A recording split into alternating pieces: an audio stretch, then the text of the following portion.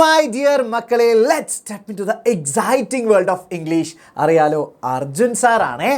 ഇന്ന് നമ്മൾ പഠിക്കാൻ പോകുന്നത് കുറച്ച് സങ്കടമൊക്കെ വരുത്തുന്ന ഒരു കഥയാണ്. നമ്മുടെ കണ്ണിനെയൊക്കെ നീറനണിയിക്കുന്ന, നമ്മളെയൊക്കെ ഒന്ന് നൊമ്പരത്തിലേക്ക് തള്ളിവിടുന്ന വളരെ ചെറിയൊരു കഥയാണ് പഠിക്കാൻ പോകുന്നത്. ഇത് ആക്ച്വലി കഥ എന്ന് പറയുന്നതിനേക്കാൾ കൂടുതൽ ഒരു ലേഖനമായിട്ട് നമുക്ക് കാണാം. ഒരുപാട് കാര്യങ്ങൾ ചേർത്ത് എഴുതിയിട്ടുള്ള ഒരു ലേഖനമാണ്, ഒരു ആർട്ടിക്കിളാണ് ശരിക്കും ഈ ഒരു കഥ എന്ന് പറയുന്നത്. കഥയുടെ പേര് അഥവാ അത് ആർട്ടിക്കിളിൻ്റെ പേര് ദ യെല്ലോ അംബ്രല്ല, മഞ്ഞക്കുട. മഞ്ഞക്കുട എന്ന് പറയുമ്പോൾ തന്നെ നമുക്ക് മനസ്സിലാക്കാൻ പറ്റും ഇതൊരു വസ്തുവിനെ സംബന്ധിച്ചിട്ടുള്ള, ഒരു ഒബ്ജക്റ്റിനെ സംബന്ധിച്ചിട്ടുള്ള ഒരു കഥയാണ് നമ്മളിന്ന് പഠിക്കാൻ പോകുന്നത്. ഓക്കെ, അപ്പം എത്രത്തോളം ഒരു കുഞ്ഞു അംബർലയ്ക്ക്, അത് മഞ്ഞ നിറമുള്ള ഒരു കുഞ്ഞ് അംബർലയ്ക്ക് ഒരാളുടെ ജീവിതത്തിൽ വളരെയധികം പ്രാധാന്യം കിട്ടുന്നു എന്നതിനെ സംബന്ധിച്ചാണ് ഈ കഥയുള്ളത്. സോ നമുക്ക് നേരെ കഥയിലേക്ക് പോകാം. We all have memories. നമുക്കെല്ലാം ഓർമ്മകളുണ്ട് അല്ലേ? ഇപ്പം നിങ്ങൾ 7ാം ക്ലാസ്സിലെത്തിയ മക്കളാണ്. നിങ്ങളുടെ കുഞ്ഞുനാളിലെ കുറേ ഓർമ്മകളുണ്ടാവും അല്ലേ? നിങ്ങൾ 6ാം ക്ലാസ് വരെ പഠിച്ചപ്പോഴുള്ള കുറേ ഓർമ്മകൾ നിങ്ങളെ കൂടെ ഉണ്ടാവും. ഇനി നിങ്ങൾ 10ാം ക്ലാസ്സും പ്ലസ് 2 ഡിഗ്രിയൊക്കെ കഴിഞ്ഞ് നിങ്ങൾ ജോലിക്കൊക്കെ പോകുന്ന സമയത്ത് ഒരുപാട് ഓർമ്മകൾ നിങ്ങളുടെ കൂടെ ഉണ്ടാവും. നിങ്ങൾ പഠിച്ച മനോഹരമായ കാലഘട്ടത്തിലെ നല്ല മധുരമുള്ള ഓർമ്മകളും കൊണ്ടായിരിക്കും നിങ്ങളുടെ ലൈഫിൽ മുന്നോട്ട് പോകുന്നത്. അപ്പോൾ എന്താണ്, എല്ലാവർക്കും ഓർമ്മകളുണ്ടാവും. Some of them are pleasant. ചില ഓർമ്മകൾ വളരെ സന്തോഷം നൽകുന്നതായിരിക്കും, ആനന്ദം നൽകുന്നതായിരിക്കും അല്ലേ? നമ്മുടെ വിജയങ്ങൾ, നമ്മുടെ കൂട്ടുകാരുടെ ഒപ്പം സമയം ചിലവഴിച്ച നിമിഷങ്ങൾ, സ്കൂളിലെ കുഞ്ഞു കുഞ്ഞു പ്രോഗ്രാമുകളെല്ലാം നമുക്ക് വളരെ പ്ലസൻ്റ് ആയിട്ടുള്ള ഓർമ്മകളാണ്. Some of them are painful. എന്നാൽ ചിലത് ഭയങ്കര വേദനയുള്ള ഓർമ്മകൾ എന്ന് പറഞ്ഞാൽ അത് നല്ല ഓർമ്മകളുണ്ട്, സങ്കടം വരുത്തുന്ന ഓർമ്മകളുണ്ട് അല്ലേ? We sometimes come upon bad times. ചില സമയങ്ങളിൽ നമ്മൾ, അല്ലെങ്കിൽ ചില ഘട്ടങ്ങളിൽ മോശം സമയത്തിലൂടെ കടന്നു പോകേണ്ടി വരും. ബാഡ് ടൈംസ് പലർക്കും അല്ലേ, ഒരു സീരീസ് ഓഫ് ടൈം ഉണ്ടാവും മോശം കാര്യങ്ങൾ മാത്രം സംഭവിക്കുന്ന, അങ്ങനെയുള്ള സമയത്തിലൂടെ നമ്മൾ കടന്നു പോകേണ്ടി വരും ജീവിതത്തിൽ. Memories often make them more painful. ഓർമ്മകൾ അതിനെ കുറച്ചും കൂടെ വേദനയുള്ളതാക്കി മാറ്റും. ഓരോ കാര്യങ്ങൾ ഓർക്കുന്ന സമയത്ത് അയ്യോ പണ്ട് ഞാൻ ഇങ്ങനെയായിരുന്നു അല്ലേ, പണ്ട് എനിക്ക് എന്തൊക്കെ സൗഭാഗ്യങ്ങൾ ഉണ്ടായിരുന്നു എന്നൊക്കെ പറഞ്ഞ് ആലോചിക്കുന്ന സമയത്ത് നമുക്ക് എന്ത് ചെയ്യും, സങ്കടങ്ങൾ ഉള്ളതുണ്ടല്ലോ അത് കുറച്ചുകൂടെ കൂടുക ചെയ്യുക. Occasionally A memory awakens in us desire to possess something. Occasionally വല്ലപ്പോഴും എന്താണ്, A memory awakens in us, നമ്മുടെ ഉള്ളിൽ ഓർമ്മ ഇങ്ങനെ തികട്ടി വരും, ഉണർന്നു വരും. The desire to possess something. ചില സാധനങ്ങൾ തിരിച്ചു കിട്ടാൻ വേണ്ടി, അല്ലെങ്കിൽ ചില സാധനങ്ങൾ കയ്യിൽ ഒതുക്കാൻ വേണ്ടിയിട്ട്, കൈക്കലാക്കാൻ വേണ്ടിയിട്ടൊക്കെ നമുക്ക് ഓരോ കാര്യങ്ങളിൽ, ഓരോ കാലഘട്ടത്തിൽ ചിലപ്പോൾ ഓർമ്മകൾ ഇങ്ങനെ പൊന്തി വരാറുണ്ട്. The desire of one has nothing to do with the intrinsic value or price of the object. എന്നാൽ ആ ആഗ്രഹത്തിന് has nothing to do with the intrinsic value. ആ ഒരു വസ്തുവിൻ്റെ യഥാർത്ഥ വിലയുമായിട്ട് ഒന്നും തന്നെ ചേർന്ന് നിൽക്കില്ല, അല്ലെങ്കിൽ അതുമായിട്ട് ഒന്നുമേ ചെയ്യാനുണ്ടാവില്ല. ഇപ്പോൾ ഒരു മഞ്ഞക്കുട എന്ന് പറയുന്നതിൻ്റെ വില നമുക്ക് കമ്പാരിറ്റീവ്ലി ചീപ്പാണ് അല്ലേ? നമ്മുടെ കയ്യിൽ കുറച്ച് കാശുണ്ടെങ്കിൽ ആർക്കും വാങ്ങാൻ പറ്റുന്ന ഒരു സാധനം മഞ്ഞക്കുട. പക്ഷേ അതിൻ്റെ യഥാർത്ഥ വിലയേക്കാൾ മൂല്യമുള്ള മറ്റെന്തോ ഒന്നുണ്ട്. അതുകൊണ്ടാണ് ഈ കഥയിൽ ബാക്കി കാര്യങ്ങൾ ഇങ്ങനെ സംഭവിക്കുന്നത്. നോക്കൂ, it becomes valuable to us. അങ്ങനെയുള്ള സാധനങ്ങൾ, ചില സാധനങ്ങൾക്ക് ഭയങ്കര വിലയൊന്നും ഉണ്ടാവില്ലെന്നേ, പക്ഷേ എന്താണ്, അത് നമുക്ക് ഭയങ്കര ഇഷ്ടമുള്ളതാണ്, അല്ലെങ്കിൽ നമുക്ക് ആ സാധനത്തിന് മറ്റെന്തിനേക്കാളും വില തോന്നും. അത് അതിൻ്റെ ഒരു പ്രത്യേകത കൊണ്ടാണ്. കാര്യം എന്താ, it has become valuable to us. അത് നമുക്ക് എത്രത്തോളം വിലയുള്ളതായി മാറിയത് എങ്ങനെയാണ്? Through its association with our memory. നമ്മുടെ ഓർമ്മയുമായി ചേരുമ്പോഴാണ് അതിന് വില കൂടുന്നത് അല്ലേ? അപ്പോൾ നിങ്ങളുടെ കൂട്ടുകാർ നിങ്ങൾക്ക് തന്നിട്ടുള്ള ഗ്രീറ്റിംഗ് കാർഡുകളൊക്കെ ഉണ്ടാവില്ലേ, അതിനൊരു വെറും ഒരു കടലാസ് കഷ്ണത്തിൻ്റെ വിലയെ ശരിക്കും ഉണ്ടാവുള്ളൂ. പക്ഷേ നമ്മുടെ കൂട്ടുകാരൻ തന്നതാ, അല്ലെങ്കിൽ കൂട്ടുകാരി തന്നതാ, ഇതിനകത്ത് ഞങ്ങൾ തമ്മിലുള്ള ഫ്രണ്ട്ഷിപ്പിൻ്റെ ബോണ്ടിൻ്റെ അടയാളമാണെന്നൊക്കെ പറഞ്ഞു കഴിഞ്ഞാൽ അതിൻ്റെ മെമ്മറി ചേരുന്ന സമയത്ത് അതിൻ്റെ വില കൂടൂലേ? ഇപ്പോൾ നമ്മുടെ കൂട്ടുകാരാരെങ്കിലും നമുക്ക് ഒരു ബുക്ക് തരികയാണ്, സാധാരണ ഒരു ഡയറി, എല്ലാ വർഷവും തരുന്ന ഡയറി. നമുക്കത് അവൻ്റെ കൂട്ടുകാരൻ തന്നു, അല്ലെങ്കിൽ നമ്മൾ അതിൽ ഓരോന്ന് എഴുതി കഴിഞ്ഞാൽ ശരിക്കും നോക്കുകയാണെങ്കിൽ അതിന് വെറും പേപ്പറിൻ്റെയും കാർഡ്ബോർഡിൻ്റെയും വിലയേ ഉണ്ടാവുള്ളൂ. പക്ഷേ നമ്മൾക്ക് അവർ തന്നു, നമ്മൾ അതിൽ ഒരുപാട് ഓർമ്മകൾ എഴുതി വെച്ചു എന്നൊക്കെ പറയുന്ന സമയത്ത് അതിൻ്റെ മൂല്യം കൂടുക. ഫോട്ടോഗ്രാഫ്സ് അല്ലേ, നമുക്കൊരു ചെറിയ ക്ലിക്ക് എടുത്ത് ആകെ കിട്ടുന്ന ഒരു ഫോട്ടോ എന്ന് പറയുന്നത് വലിയ ചിലവുള്ള ഒരു 100 രൂപ കൊടുത്ത ഒരു ഫോട്ടോ കിട്ടും. പക്ഷേ ആ ഒരു ഓർമ്മ അതിനോട് ചേരുന്ന സമയത്ത് അല്ലേ, നമ്മുടെ കുറേ കൊല്ലം കഴിഞ്ഞിട്ട് ആ ഫോട്ടോ എടുത്ത് നോക്കുമ്പം ആ ഒരു ഓർമ്മ തരുന്നൊരു സന്തോഷം ഉണ്ടല്ലോ, അതൊക്കെ കൂടെ ചേരുമ്പോഴാണ് ആ സാധനത്തിന് അതിൻ്റെ യഥാർത്ഥ വിലയേക്കാൾ കൂടുതൽ മൂല്യമുള്ളതായി മാറുന്നത്. ഇവിടെ നോക്കൂ, a yellow umbrella may look very trivial object to U.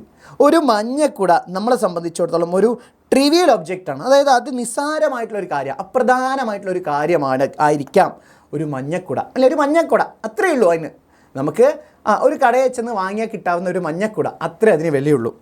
It is not anything that you badly wish to own. നിങ്ങൾക്ക് വേണമെന്ന് അതിയായി ആഗ്രഹിക്കുന്ന ഒരു സാധനം ഒന്നുമല്ല ഒരു മഞ്ഞക്കുട. അത് കിട്ടിയേ തീരുള്ളൂ അല്ലേ? കാറ്, ബൈക്ക് പോലുള്ള സാധനം നമുക്ക് കിട്ടിയേ തീരുള്ളൂ, സ്വർണ്ണാഭരണങ്ങൾ കിട്ടിയേ തീരുള്ളൂ. പക്ഷേ ഒരു മഞ്ഞക്കുട എന്ന് പറയുന്നത് അത്ര കിട്ടിയേ തീരുള്ളൂ എന്ന് വാശി പിടിക്കുന്ന ഒരു സാധനമല്ല. This is because it has no particular attraction to you. കാര്യം എന്തെന്നാൽ ഒരു പ്രത്യേക ആകർഷണമൊന്നും നമുക്ക് ഇതിനോട് തോന്നുന്നില്ല. ഒരു കുട അത്രയേ ഉള്ളൂ, അല്ലാതെ ഭയങ്കരമായ ഒരു ആകർഷണമൊന്നും അതിനോട് നമുക്ക് തോന്നാറില്ല. Your parents have bought you several umbrellas since your first year at school. അല്ലേ? നമ്മൾ സ്കൂളിൽ ചേർന്ന സമയം മുതൽ ഇങ്ങോട്ട് വരെയുള്ള സമയത്ത് നമ്മുടെ പാരൻസ്, രക്ഷിതാക്കൾ നമുക്ക് ഒരുപാട് കുടകൾ വാങ്ങി തന്നിട്ടുണ്ടാവും. ജൂൺ 1 ആകുമ്പോഴേക്കും പുതിയ കുട, പുതിയ ബാഗ്, ബുക്കുകൾ ഒക്കെ ആയിട്ടാണ് നമ്മൾ സ്കൂളിൽ പോവുക. അപ്പോൾ ഒരുപാട് കുടകൾ നമുക്ക് കിട്ടും. Some of them quite colourful and attractive. നമുക്ക് തന്നിട്ടുള്ള കുടകൾ എങ്ങനെയുള്ളതാണ്? ആ കറുത്ത കുടയൊന്നും നമുക്ക് ഇഷ്ടാവില്ല അല്ലേ? സ്കൂൾ പഠിക്കുന്ന സമയത്ത് ആ കറുത്ത വലിയ കുട ഒന്നും പിടിച്ച് പോകാൻ നമുക്ക് താല്പര്യമില്ല, അല്ലെങ്കിൽ കാലം കൂടെ ഒന്നും പിടിച്ച് പോകാൻ നമുക്ക് താല്പര്യം ഉണ്ടാവില്ല. നമുക്ക് നല്ല കളർഫുൾ ആയിട്ടുള്ള, വർണ്ണശബളമായിട്ടുള്ള, അല്ലെങ്കിൽ എന്തെങ്കിലും കാർട്ടൂൺ ക്യാരക്ടറുകളൊക്കെയുള്ള നല്ല ഭംഗിയുള്ള കുടകളായിരിക്കും നമുക്ക് ശരിക്കും ഇഷ്ടം ഉണ്ടാവുക. There has been nothing special about A yellow umbrella in your life. നമ്മുടെ ജീവിതത്തിൽ ഒരു മഞ്ഞക്കുടയ്ക്ക് വലിയ പ്രാധാന്യമൊന്നും ഉണ്ടാവില്ല അല്ലേ? ആർക്കും തന്നെ ഉണ്ടാവില്ല. ഒരു മഞ്ഞക്കുട എന്ന് പറയുന്നതിന് നമ്മുടെ ലൈഫിൽ വലിയ പ്രാധാന്യമൊന്നും ഉണ്ടാവില്ല. ബട്ട് ഫോർ ജോസഫ്, പക്ഷേ ജോസഫിന് എങ്ങനെയാണ്? A young boy from Palmas in Brazil. അവൻ ബ്രസീലുകാരനാണ്, ബ്രസീലിലെ പാൽമാസിലുള്ള ഒരു പയ്യനാണ്. അവന് ആ yellow umbrella was something special. പക്ഷേ അവനെ സംബന്ധിച്ചിടത്തോളം മഞ്ഞക്കുട എന്ന് പറയുന്നത് വളരെ സ്പെഷ്യലാണ്. ഭയങ്കരമായ പ്രാധാന്യം നിറഞ്ഞ സവിശേഷമായ ഒരു സാധനമാണ് മഞ്ഞക്കുട. ജോസഫിന് മഞ്ഞക്കുട എന്ന് വെച്ചാൽ കുറച്ച് പ്രിയം അതിനോട് കൂടുതലാണ്. We learn about Joseph from two Brazilian filmmakers, Helena Hilario and Mario Pese. Mario Pese എന്ന് പറയുന്ന ആളുടെയും ഹെലന ഹിലാരിയോ എന്ന് പറയുന്ന 2 ഫിലിം മേക്കേഴ്സ്, ബ്രസീലിയൻ ഫിലിം മേക്കേഴ്സിൽ നിന്നുമാണ് നമ്മൾ ഈ പറയുന്ന ജോസഫിനെ കുറിച്ച് അറിയുന്നത്. The story begins with Hilario getting a phone call from her sister. ഈ കഥ ആരംഭിക്കുന്നത് എങ്ങനെയാണ്? ഹിലാരിയോയ്ക്ക് അവളുടെ സഹോദരിയിൽ നിന്നൊരു കോൾ വരുന്നത് മുതലാണ്. ഹിലാരിയോനെ അവളുടെ സഹോദരി ഫോൺ ചെയ്യാണ്, അവിടെ മുതലാണ് കഥ ആരംഭിക്കുന്നത്.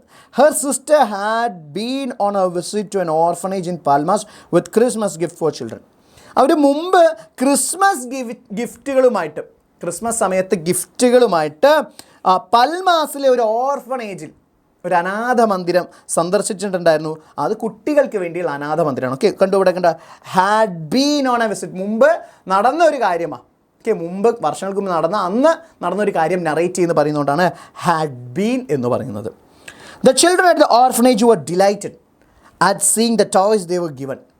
അപ്പോൾ ഈ കൂട്ടുകാർക്ക് ഒക്കെ വളരെ സന്തോഷമായി, ജോസഫിൻ്റെ കൂട്ടുകാർക്കൊക്കെ വളരെയധികം സന്തോഷമായി. കാര്യം ക്രിസ്മസിന് പുതിയ കളിപ്പാട്ടങ്ങളാണ് ഇവർക്ക് കിട്ടിയിരിക്കുന്നത്. കുട്ടികളെ സംബന്ധിച്ചിടത്തോളം കളിപ്പാട്ടം എന്ന് പറഞ്ഞാൽ ഭയങ്കര വലിയ കാര്യമാണ്. കളിപ്പാട്ടം എന്ന് പറയുന്നത് നമുക്ക് ഭയങ്കര ഒരു അറ്റാച്ച്മെൻ്റ് ഉള്ളതാണ് അല്ലേ? നിങ്ങൾക്ക് എല്ലാവർക്കും ഉണ്ടാവും, ചെറുപ്പത്തിൽ നിങ്ങളെല്ലാവരും കൊഞ്ചിച്ച് നടന്ന ഒരു കളിപ്പാട്ടം. അത് ഒരു ഡോളാവാം, ഇനി അതല്ല നിങ്ങൾ കളിക്കുന്ന ഒരു സൂപ്പർ കാറിൻ്റെ ചെറിയൊരു ടോയ് കാർ ആവാം, അതല്ലെങ്കിൽ ക്രിക്കറ്റ് ബാറ്റ് ആവാം, ഫുട്ബോൾ ആവാം, അങ്ങനെ എന്തെങ്കിലും ഒരു സാധനമായിട്ട് നമുക്ക് ഭയങ്കര അറ്റാച്ച്മെൻ്റ് ഉണ്ടാവും അല്ലേ? നിങ്ങൾക്ക് എല്ലാവർക്കും ഉണ്ടാവും. എന്നാൽ ഇവിടെയോ but she noticed a boy with a mournful face who showed no interest in the toys. അപ്പോൾ ഇങ്ങനെ കുട്ടികളൊക്കെ സന്തോഷിക്കുന്ന സമയത്ത് വളരെ മോൺഫുൾ ഫേസ് ആയിട്ട്, വളരെ ദുഃഖിതനായ, സങ്കടത്തോടു കൂടി മുഖം താഴ്ത്തിയിരിക്കുന്ന ഒരു കുട്ടിയെ ഷീ നോട്ടീസ്ഡ്, അവൾ ശ്രദ്ധിച്ചു. She went up to him and asked, അവൻ്റെ അടുത്തേക്ക് പോയിട്ട് ചോദിച്ചു what he would like to have as a gift. ഒരു ഗിഫ്റ്റായിട്ട് നിനക്ക് എന്താ വേണ്ടത്, എന്താ നീ ആഗ്രഹിക്കുന്നത്? ഈ കൊടുത്ത ടോയ്സിലൊന്നും അവൻ സംതൃപ്തനല്ലെങ്കിൽ അവന് മറ്റെന്തോ ഒരു ടോയിനോടാണ് താല്പര്യം, അതെന്താണ് എന്നുള്ള കാര്യം ഇവർ ചോദിച്ചു.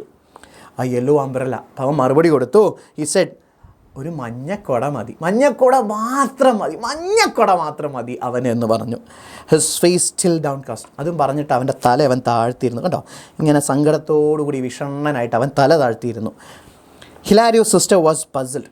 ഹിലാരിയോയുടെ സഹോദരി ആകെ കുഴങ്ങിപ്പോയി. പസിൽ അല്ലേ, ഒരു മഞ്ഞക്കുടയോ, ടോയ്സ് വല്ല കാറോ ജീപ്പോ തോക്കോ ഡോളോ ഒക്കെ പ്രതീക്ഷിക്കുന്ന സമയത്താണ് ഒരു മഞ്ഞക്കുട എന്ന് പറയുന്ന സമയത്ത് ആരായാലും ഒരു ആശയക്കുഴപ്പത്തിലാവും. But soon she had the whole story from him. പെട്ടെന്ന് തന്നെ ഇവളെന്ത് ചെയ്തു, ഇവൻ്റെ അടുത്ത് നിന്ന് ആ കഥ ഇങ്ങോട്ട് ചോദിച്ചു വാങ്ങി. എന്തുകൊണ്ടായിരിക്കും ഈ മഞ്ഞക്കുട ഇവൻ വല്ലാതെ മിസ്സ് ചെയ്യുന്നത്, അല്ലെങ്കിൽ ഒരു മഞ്ഞക്കുടയോട് ഇവന് വളരെയധികം ഇഷ്ടം തോന്നുന്നത് എന്തുകൊണ്ടാണെന്നുള്ള ആ കാര്യം ഇവൾ പെട്ടെന്ന് തന്നെ ചോദിച്ച് മനസ്സിലാക്കി. അതെന്താ? It was not very long ago. ഒരുപാട് വർഷങ്ങൾ മുമ്പൊന്നുമല്ല, കുറേ വർഷങ്ങളായിട്ടൊന്നുമില്ല, വളരെ കുറച്ച് റീസെൻ്റ്ലി ആയിട്ടേ ഉള്ളൂ. The boy was among A group of refugees who had arrived in the country in N open boat. ഒരു തുറന്ന ബോട്ടിൽ ആ രാജ്യത്തിലേക്ക് എത്തിപ്പെട്ട ഒരുപാട് റെഫ്യൂജികളുടെ ഇടയിൽ, അഭയാർത്ഥികൾ, റെഫ്യൂജികൾ എന്ന് വെച്ചാൽ സ്വന്തം നാട്ടിൽ നിൽക്കാൻ പറ്റാതെ താമസത്തിൽ ജീവനോ സ്വത്തിനോ ഒക്കെ ഭീഷണി വരുന്ന സമയത്ത് അവർ ആ നാട് പലായനം ചെയ്ത് വേറൊരു നാട്ടിലേക്ക് പോകും അഭയാർത്ഥികളായിട്ട്, അല്ലേ?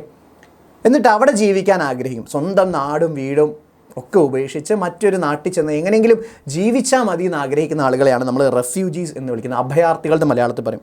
അങ്ങനെയുള്ള ആളുകളുടെ കൂട്ടത്തിൽ എത്തിപ്പെട്ടതാണ് ഇവൻ. ഒരു ഓപ്പൺ ബോട്ടിലാണ് അവിടെ എത്തുന്നത്, ആ നാട്ടിലേക്ക്. There were many like him all over the world. ലോകത്ത് ഇവനെപ്പോലെ ഒരുപാട് ആളുകളുണ്ട്, അല്ലേ? നമ്മളൊക്കെ എത്ര ഭാഗ്യവാന്മാരാണ്. നമ്മൾ നമ്മുടെ വീട്ടുകാരുടെയും കൂട്ടുകാരുടെയും എല്ലാവരുടെയും കൂടെ ജീവിക്കുന്ന ആൾക്കാർ. നമുക്ക് ചിന്തിക്കാൻ പറ്റില്ല ഇവരെയൊക്കെ വിട്ട് വേറൊരു നാട്ടിൽ പോയി താമസിക്കുന്നതെന്ന്.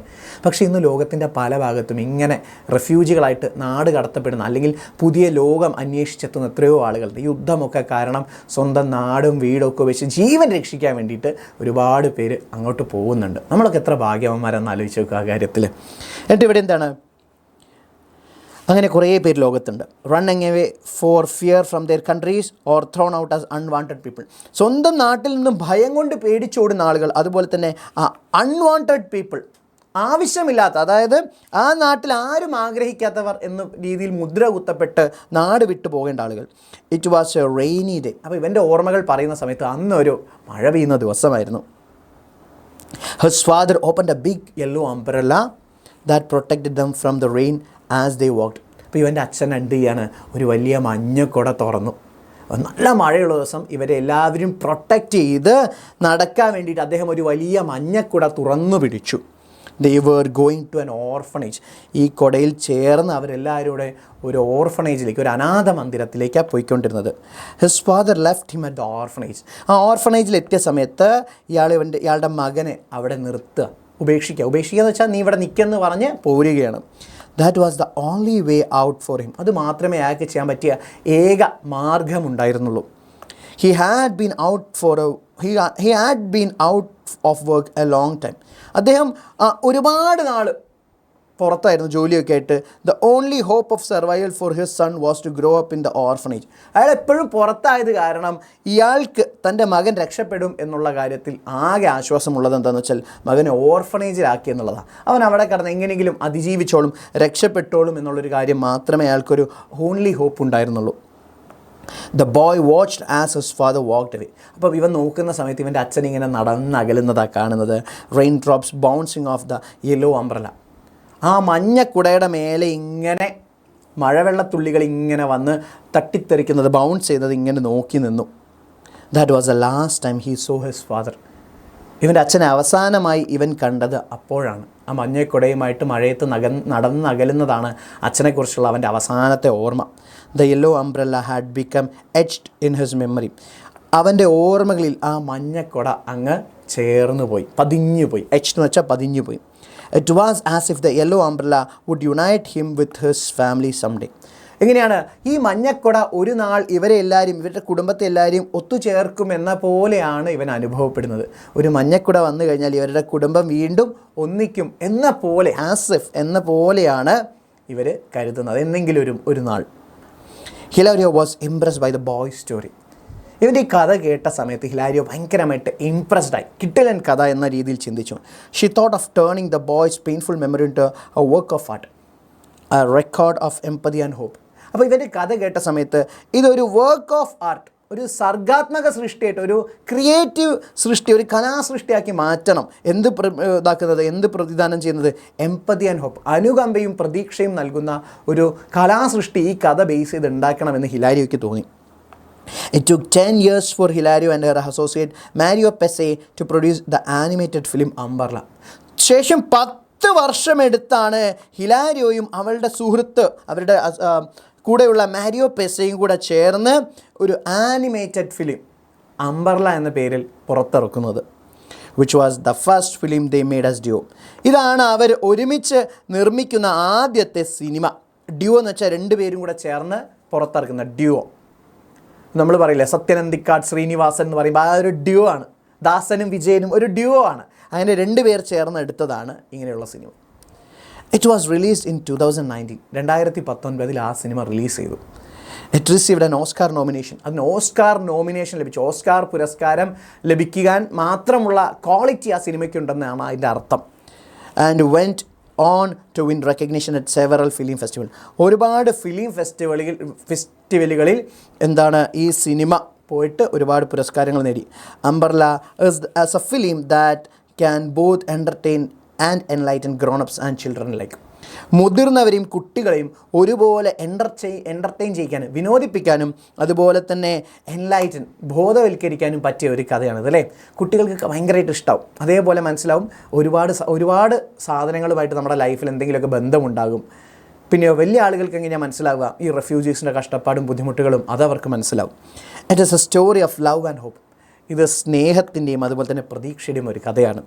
It will keep our faith in value of human understanding and responsibility. It will keep our faith in the value of human. മനുഷ്യനിൽ നമ്മുടെ മൂല്യത്തിൻ്റെയും വിശ്വാസത്തിൻ്റെയും കൂട്ടുന്നു. അണ്ടർസ്റ്റാൻഡിങ് റെസ്പോൺസിബിലിറ്റി, നമ്മുടെ ഉത്തരവാദിത്വവും നമ്മളെ മനസ്സിലാക്കി തരുന്ന ഒരു കഥയാണ് ശരിക്കും പറഞ്ഞാൽ ദ അംബർല, യെല്ലോ അംബർല എന്ന് പറയുന്ന ഒരു കഥ. ഓക്കെ, കഥ കഴിഞ്ഞു. വളരെ സിമ്പിളായിട്ട് നിങ്ങൾക്ക് മനസ്സിലാവുന്ന ഭാഷയിൽ ഒരു സിമ്പിൾ ലാംഗ്വേജിൽ എഴുതിയിട്ടുള്ളൊരു കഥയാണ് നമുക്ക് പഠിക്കാനുള്ളത്. ഇത് വായിച്ച് തീരുമ്പോൾ നിങ്ങളുടെ ഉള്ളിലൊക്കെ ഒരു ചെറിയ സങ്കടം വന്നിട്ടുണ്ടാവും. സ്വാഭാവികമായിട്ടുള്ളൊരു കാര്യമാണ്. അപ്പോൾ മക്കൾ എന്ത് ചെയ്യാം, മക്കൾക്ക് ഈ വീഡിയോ ഇഷ്ടമായിട്ടുണ്ടെങ്കിൽ ലൈക്ക് ചെയ്യുക, ഫ്രണ്ട്സിന് എല്ലാവർക്കും ഷെയർ ചെയ്യുക, ചാനൽ സബ്സ്ക്രൈബ് ചെയ്യുക. പിന്നെ നിങ്ങൾക്കും ഇതുപോലെ പ്രിയപ്പെട്ട ഒരു വസ്തുക്കളുണ്ടാവില്ല, ഓരോരോ വസ്തുക്കളുണ്ടാവും നിങ്ങളുടെ ലൈഫിൽ ഭയങ്കരമായിട്ട് അറ്റാച്ച്മെൻ്റ് ഉള്ള ആ വസ്തു എന്താണെന്ന് കമൻറ്റ് ബോക്സിൽ അറിയിക്കാം. ഓക്കെ, കഥ മക്കൾക്ക് എല്ലാവർക്കും ഇഷ്ടമായി എന്ന് സാറ് കരുതുകയാണ്. ഇതിനേക്കാൾ മാർക്ക് കിട്ടുന്ന നല്ല എൻ്റർടൈനിങ് ആയിട്ടുള്ള കഥകളുമായിട്ട് സാറ് ഇനിയും വരുന്നതാണ്. തൽക്കാലം നമുക്കിടയിൽ ഒരു താൽക്കാലിക വിരാമം. ബൈ.